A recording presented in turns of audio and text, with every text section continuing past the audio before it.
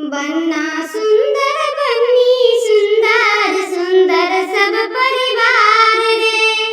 बन्ना सुंदर बन्नी सुंदर सुंदर सब परिवार रे। एक नहीं सुंदर बन्ना के पापा जिनके चिपके गाल रे। एक नहीं सुंदर बन्ना के पापा जिनके चिपके गाल रे। सीधी भरे पान मुंह में तब न फूले गाल रे। सीधी भरे पान मुंह में तब न फूले गाल रे। एक नहीं सुंदर बन्ना के पापा जिनके चिपके गाल रे। एक नहीं सुंदर बन्ना के पापा जिनके चिपके गाल रे। बन्ना सुंदर बन्नी सुंदर बन्ना सुंदर बन्नी सुंदर सुंदर सब परिवार रे। एक नहीं सुंदर बन्ना के चाचा जिनकी फरकल दांत रे। एक नहीं सुंदर बन्ना के चाचा जिनकी फरकल दांत रे। सुबह शाम हथौड़ा मारे सुबह शाम हथौड़ा मारे तब न सीधी दांत रे। सुबह शाम हथौड़ा मारे तब न सीधी दांत रे।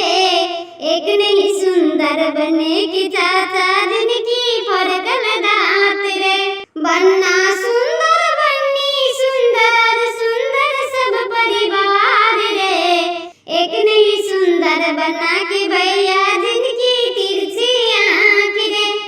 एक नहीं सुंदर बन्ना के भैया जिनकी तिरछी आँख रे।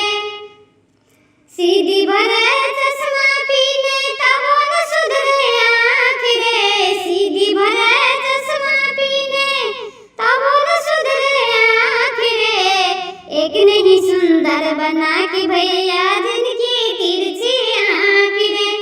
बन्ना सुंदर बन्नी सुंदर सुंदर सब परिवार रे। एक नहीं सुंदर बन्ना की बहनी काली कलौटी नार रे। एक नहीं सुंदर बन्ना की बहनी काली कलौटी नार रे। सीधी भरे पाउडर लिपस्टिक तब न चमके गाल रे। सीधी भरे पाउडर लिपस्टिक तब न चमके गाल रे। एक नहीं सुंदर बन्ना की बहनी काली कलौटी नार रे। एक नहीं सुंदर बन्ना की बहनी काली कलौटी नार रे। बन्ना सुंदर बन्नी सुंदर सुंदर सब परिवार रे।